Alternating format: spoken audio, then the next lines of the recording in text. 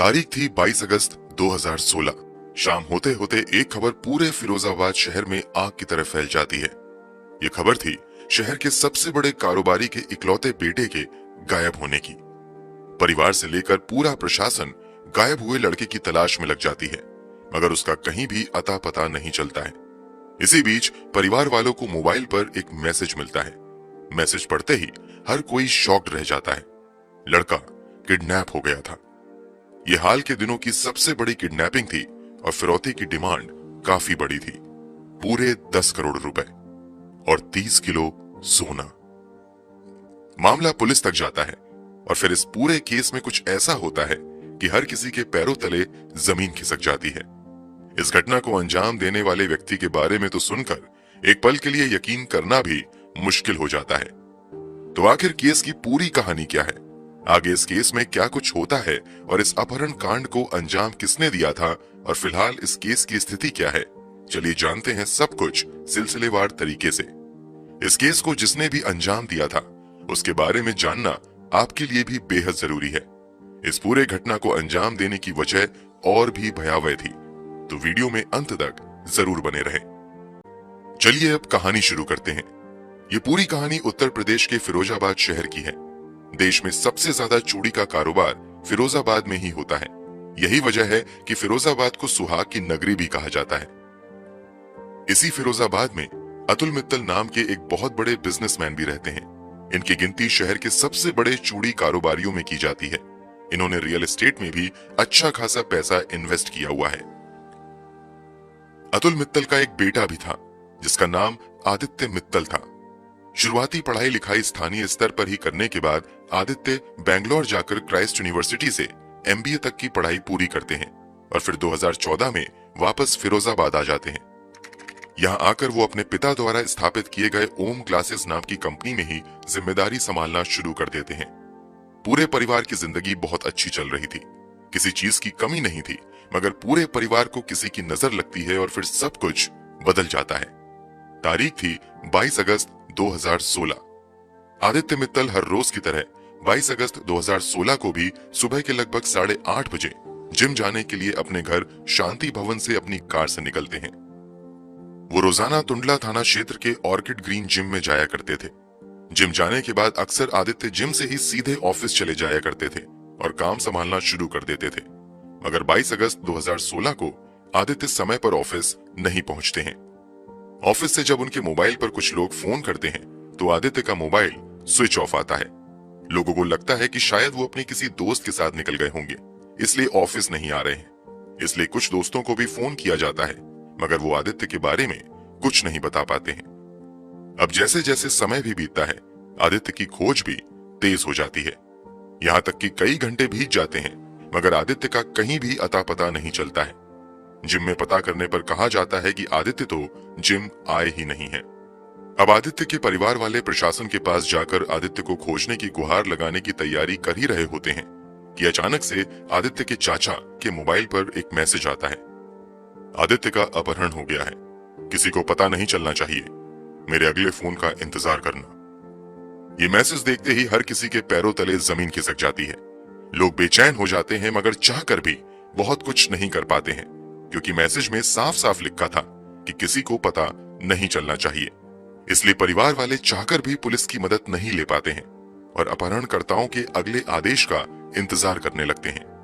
इधर आदित्य की किडनैपिंग की खबर सुनकर आदित्य का एक बेहद ही करीबी दोस्त रोहन सिंगल आदित्य के घर आता है और आदित्य के परिवार वालों को बताता है कि मैंने आदित्य की कार नारखी पुलिस स्टेशन के अंतर्गत आने वाले नागला बीच के इलाके में देखी है। रोहन सिंगल द्वारा दी गई जानकारी के आधार पर 22 अगस्त को ही आदित्य मित्तल की कार बरामद कर ली जाती है। अपहरणकर्ताओं ने अब तक आदित्य के परिवार वालों को अपनी डिमांड के बारे में नहीं बताया था, इसलिए ये सभी बेचैन होकर किडनैपर्स के मैसेज का इंतजार करने लगते हैं, मगर काफी देर तक कोई मैसेज नहीं आता है। यहाँ तक कि शाम हो जाती है, मगर कोई मैसेज नहीं आता है। हालांकि जब अंधेरा कुछ ज्यादा हो जाता है, तभी रात में आदित्य के चाचा के पास एक बार फिर से अननोन नंबर से फोन आता है। फोन करने वाला व्यक्ति कहता है कि अगर तुम आदित्य को सही सलामत और जिंदा वापस पाना चाहते हो तो जितनी जल्दी हो सके 10 करोड़ रुपए का इंतजाम कर लो, फिर मैं फोन करके बताता हूँ कि क्या करना है। अमूमन किडनैपिंग के केस में 10, 20 या 50 लाख तक की डिमांड की जाती है, मगर आदित्य को किडनैप करने वालों ने पूरे 10 करोड़ रुपए की फिरौती की डिमांड की थी। फिरौती की रकम इतनी ज्यादा बड़ी थी कि आदित्य के परिवार वाले चाहकर भी इतनी बड़ी रकम का जल्द से जल्द इंतजाम नहीं कर पा रहे थे। उधर किडनैपर्स लगातार हिदायत दे रहे थे कि अगर तुम पुलिस के पास गए तो अच्छा नहीं होगा, इसलिए परिवार वाले पुलिस तक भी नहीं जा पाते हैं। थक हार कर परिवार वालों की ओर से अब फिरौती की रकम कम करवाने की कोशिश की जाने लगती है। ये लोग किडनैपर से पैसे कम करने की काफी गुहार लगाते हैं, मगर वो 10 करोड़ से 1 रुपया भी कम करने के लिए तैयार नहीं होता है। कुल मिलाकर परिवार वालों के लिए 10 करोड़ रुपए का इंतजाम करना फिलहाल तो नामुमकिन सा था। दूसरी तरफ किडनैपर्स 10 करोड़ रुपए से कम में मानने के लिए तैयार नहीं था, इसलिए अब आदित्य के परिवार वाले फाइनली पुलिस के पास जाने का फैसला करते हैं। आदित्य के परिवार वाले तुरंत टुंडला थाने में जाकर आदित्य की किडनैपिंग की रिपोर्ट दर्ज करवाते हैं। चूंकि ये मामला बेहद ही हाई प्रोफाइल था, इसलिए पुलिस की कई टीम तुरंत एक्टिव होती है और आदित्य की खोजबीन शुरू कर दी जाती है। रोहन समेत आदित्य के जितने भी करीबी दोस्त थे, सभी से पूछताछ का सिलसिला शुरू होता है, मगर किसी भी दोस्त के पास आदित्य के बारे में कोई जानकारी नहीं होती है। 22 अगस्त का पूरा दिन और रात इसी उथल पुथल में बीत जाता है, मगर आदित्य का कहीं भी अता पता नहीं चलता है। इसी बीच अब 23 अगस्त 2016 को एक बार फिर से किडनैपर्स आदित्य के चाचा से कांटेक्ट करते हैं और इस बार अपनी डिमांड बदल देते हैं। पहले किडनैपर्स ने 10 करोड़ रुपए की मांग की थी, मगर इस बार वो कहता है कि अब मुझे 30 किलोग्राम सोना चाहिए, 30 केजी गोल्ड। तुरंत पुलिस को किडनैपर्स की इस नई डिमांड के बारे में जानकारी दी जाती है। पुलिस वाले भी इस डिमांड के बारे में सुनकर चौंक जाते हैं, क्योंकि फिरौती के रूप में गोल्ड की डिमांड इस बात की ओर इशारा कर रही थी कि शायद इस अपहरण को किसी बाहरी गैंग ने अंजाम दिया है, इसलिए वो फिरौती के रूप में गोल्ड की मांग कर रहे हैं। अब पुलिस वाले अपनी जांच का तरीका बदलते हुए कई दूसरे एंगल से जांच शुरू करते हैं, मगर पुलिस वालों को कहीं से भी कामयाबी हाथ नहीं लगती है। इधर पुलिस वाले भी अपनी पूरी कोशिश कर रहे थे, उधर परिवार वाले भी अपने स्तर से बेटे की तलाश जारी रखते हैं। जब परिवार वाले अपहरण से पहले के घटनाक्रमों को याद करते हैं, तो आदित्य की मां को याद आता है कि अपहरण की घटना से ठीक एक रात पहले, यानी 21 अगस्त की रात, आदित्य का दोस्त रोहन उनके घर पर आया था। दोनों ने काफी देर बातचीत की थी।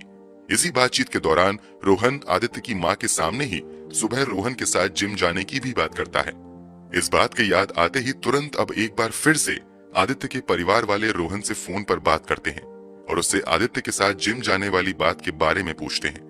इस सवाल पर रोहन कोई सटीक जवाब नहीं दे पाता है और तुरंत फोन काट देता है।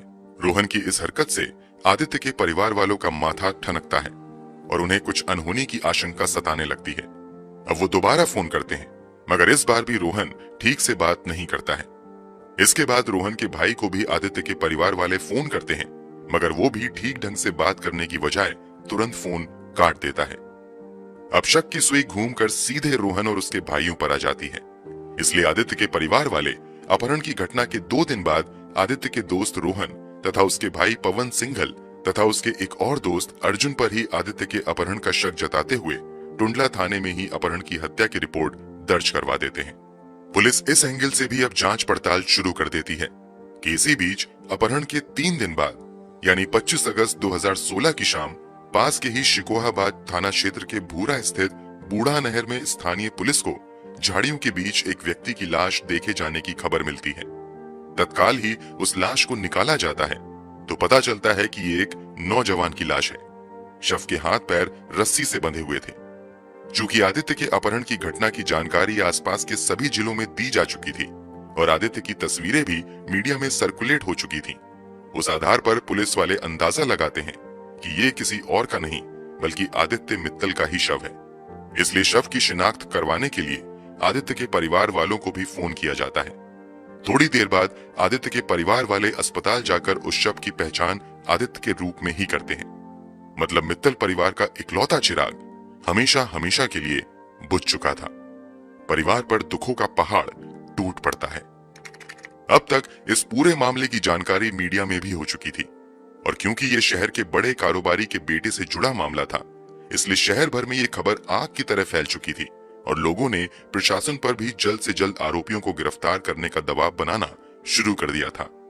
इसलिए पुलिस और भी तेजी से काम करना शुरू कर देती है और आदित्य के शव मिलने के बाद सीधे उन दोनों को ही उठाती है जिन पर परिवार वालों ने शक जताया था। पहले तो रोहन किसी भी तरह से इस घटना में शामिल होने से इनकार करता है, मगर जब पुलिस वाले अपने तरीके से पूछताछ शुरू करते हैं तो रोहन दिल दहला देने वाली सच्चाई से पर्दा उठाता है। ये सच्चाई दोस्ती के रिश्ते को तार तार करने वाली थी। रोहन सिंघल द्वारा किए गए खुलासे के मुताबिक रोहन भी इस शहर के एक बड़े बिजनेसमैन का बेटा था। रोहन के पिता भी शहर के जाने माने गत्ते के व्यापारी थे। बिजनेस को और बड़ा करने के लिए रोहन आदित्य की तरह ही रियल एस्टेट के बिजनेस में भी उतरने का फैसला करता है और वो एक के बाद एक कई प्रोजेक्ट्स में काफी पैसे लगा देता है। फिरोजाबाद में ही जलसेर रोड पर वो कर्मयोगी नाम का एक रेजिडेंशियल कॉलोनी भी बनाता है। रोहन को इस रियल एस्टेट वाले बिजनेस में तगड़ा नुकसान होता है। जिनसे भी कर्ज लेकर रोहन ने प्रोजेक्ट में पैसा लगाया था, वो अब रोहन पर पैसे वापस करने का दबाव बनाने लगते हैं। रोहन और उसके अन्य साथी अपने स्तर से पैसे जुटाने की कोशिश करते रहते हैं, मगर वो कामयाब नहीं हो पाते हैं। इसी के बाद उनके दिमाग में किडनैपिंग के जरिए पैसे हासिल करने का शैतानी ख्याल आता है। इसी के बाद रोहन अपने पुराने दोस्त आदित्य मित्तल को ही किडनैप करके पैसे ऐंठने का आइडिया अपने दोस्तों को देता है। दरअसल रोहन सिंघल और आदित्य मित्तल की दोस्ती लगभग 1 साल पहले हुई थी। इस दौरान दोनों एक दूसरे के काफी क्लोज हो गए थे। एक दूसरे के घर आना जाना भी इनका होता था। इस कारण रोहन को आदित्य के परिवार वालों की हैसियत का भी अंदाजा अच्छे से हो गया था। क्योंकि आदित्य मित्तल अतुल मित्तल का इकलौता बेटा था, इसलिए रोहन अपने दोस्तों को यकीन दिलवा देता है कि अगर हमने आदित्य को किडनैप कर लिया तो उसके परिवार वाले अपने इकलौते बेटे को बचाने के लिए हमें मुंह मांगी कीमत देंगे। फिर उन पैसों से हम बड़ी आसानी से अपना कर्ज चुका सकते हैं। इसी के बाद आदित्य के हर मूवमेंट पर बारीकी से नजर रखने के लिए रोहन आदित्य के और करीब आ जाता है और उसके घर आना जाना और उठना बैठना भी शुरू कर देता है। इसी साजिश के तहत वो अपने प्लान को अंजाम तक पहुंचाने से पहले 21 अगस्त 2016 की रात भी आदित्य के घर जाता है। रोहन सिंघल के खुलासे के मुताबिक जब आदित्य जिम के लिए निकलता है तो रास्ते में उसे रोहन मिलता है। रोहन उसे रोककर कहता है कि आज जिम जाने की बजाय मेरे साथ चलो, हम अपने फार्म हाउस पर चलकर शूटिंग की प्रैक्टिस करेंगे। जैसा कि हमने थोड़ी देर पहले बताया, रोहन सिंघल भी शहर के एक बड़े कारोबारी का बेटा था, इसलिए उसके पास लाइसेंसी हथियार होने के साथ साथ एक बड़ा सा फार्म हाउस भी था। इसलिए आदित्य शूटिंग प्रैक्टिस की बात सुनकर रोहन के साथ उसके जलेसर रोड स्थित फार्म हाउस पर जाने के लिए तैयार हो जाता है।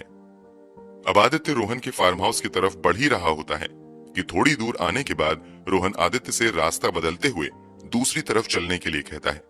पूछे जाने पर रोहन कहता है कि इधर मेरा एक प्रोजेक्ट चल रहा है, वहीं थोड़ा सा काम है, वहां से आकर फिर हम लोग फार्म हाउस पर चलेंगे।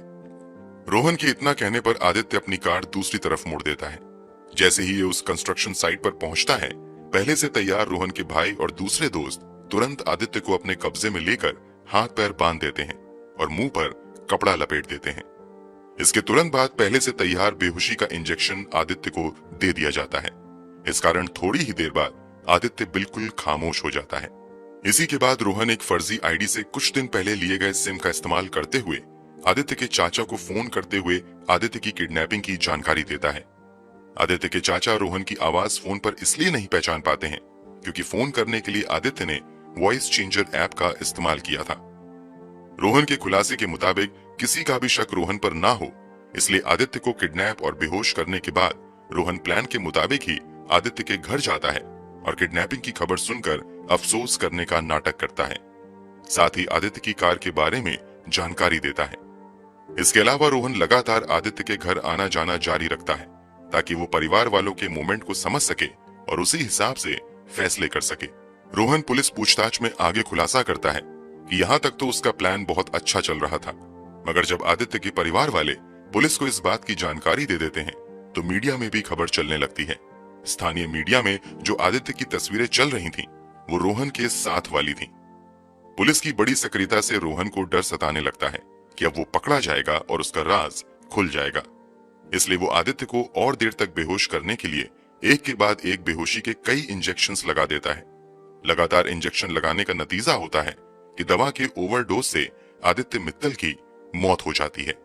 मौत को दूसरा एंगल देने के लिए ये लोग आदित्य का गला भी दबा देते हैं ताकि जांच का रुख बदला जा सके। आदित्य की मौत के बाद ये सभी लाश को ले जाकर पास के एक नहर में फेंक देते हैं, मगर थोड़ी ही देर बाद लाश बाहर आकर बबूल के झाड़ में उलझ जाती है और जल्द ही पुलिस वालों की नजर में भी आ जाती है। रोहन और उसके दोस्त आदित्य की हत्या करने के बावजूद एक बार फिर से आदित्य के परिवार वालों को फोन करते हुए फिरौती की रकम की डिमांड करते हैं। बाद में वो इस केस को दूसरा एंगल देने के लिए गोल्ड की डिमांड करते हैं। गोल्ड की डिमांड के बारे में पूछे जाने पर रोहन बताता है कि दरअसल उन्होंने जानबूझकर गोल्ड की डिमांड की थी ताकि पुलिस वालों को लगे कि इस अपहरण कांड में कोई विदेशी गैंग शामिल है। रोहन के इस दिल दहला देने वाले खुलासे के बाद पुलिस तत्काल रोहन और उसके एक नौकर पवन लाल को गिरफ्तार कर लेती है। इन दोनों की निशानदेही पर पुलिस वहां भी छापेमारी करती है जहां रोहन को बंदी बनाकर रखा गया था। उस जगह से आदित्य को बांधने में इस्तेमाल किए गए जंजीर और रस्सी को भी पुलिस अपने कब्जे में ले लेती है। इसके अलावा आदित्य को बेहोश करने के लिए इस्तेमाल किए गए इंजेक्शन और दूसरे आइटम को भी पुलिस अपने कब्जे में ले लेती है। पुलिस ने रोहन और पवन को तो गिरफ्तार कर लिया था, मगर पुलिस पूछताछ में रोहन खुलासा करता है कि उसकी इस पूरी साजिश में उसके भाई पवन सिंघल ने भी साथ दिया था। इसलिए पुलिस पवन सिंघल को भी गिरफ्तार कर लेती है। आगे की जांच में खुलासा होता है कि बेटों की इस साजिश के बारे में रोहन और पवन सिंघल की मां अनीता सिंघल को भी जानकारी थी, मगर उन्होंने अपने बेटे को ऐसा करने से नहीं रोका। इसलिए पुलिस वाले अनीता सिंघल को भी गिरफ्तार करके जेल भेज देती है। कुल मिलाकर कई दिनों की जांच के बाद इस मामले में पुलिस द्वारा 7 आरोपियों को गिरफ्तार किया जाता है। गिरफ्तार आरोपियों में आदित्य का दोस्त रोहन सिंघल, राजमिस्त्री हंसराम, गोपाल उर्फ राम गोपाल, मुकेश, रोहन का भाई पवन सिंघल तथा रोहन का दोस्त अर्जुन तथा रोहन की मां अनीता सिंघल शामिल थीं। इन सभी लोगों की गिरफ्तारी के बाद पुलिस जांच आगे बढ़ाते हुए ठोस सबूत जुटाना शुरू कर देती है और फाइनली इस केस की सुनवाई भी स्थानीय अदालत में शुरू हो जाती है। पुलिस द्वारा इस मामले में काफी ठोस सबूत जुटाए जाते हैं तथा बड़ी संख्या में गवाहों को भी कोर्ट में पेश किया जाता है। इस तरह पुलिस द्वारा जुटाए गए पुख्ता सबूत तथा गवाहों के बयान के आधार पर कोर्ट द्वारा अप्रैल 2021 में रोहन सिंघल, पवन सिंघल, रोशन लाल तथा गोपाल को आदित्य मित्तल की किडनैपिंग तथा हत्या का दोषी करार देते हुए उम्र कैद की सजा सुनाई जाती है, जबकि रोहन के दोस्त अर्जुन तथा रोहन की मां अनीता देवी को सबूतों के अभाव में बरी कर दिया जाता है। इन आरोपियों पर 1.5 से 2 लाख का जुर्माना भी लगाया जाता है। फिलहाल सभी अपराधी जेल की हवा खा रहे हैं। दूसरी तरफ आदित्य का पूरा परिवार दोस्तों पर किए गए भरोसे की कीमत चुका रहा है। दोस्तों, इस पूरे केस के बारे में आपकी क्या राय है? कमेंट बॉक्स में जरूर बताएं। अगर आपको हमारी मेहनत पसंद आई हो तो इस वीडियो को लाइक करते हुए शेयर भी करें। मिलते हैं क्राइम की दुनिया से जुड़ी ऐसी ही एक और सच्ची कहानी के साथ अगली वीडियो में। धन्यवाद।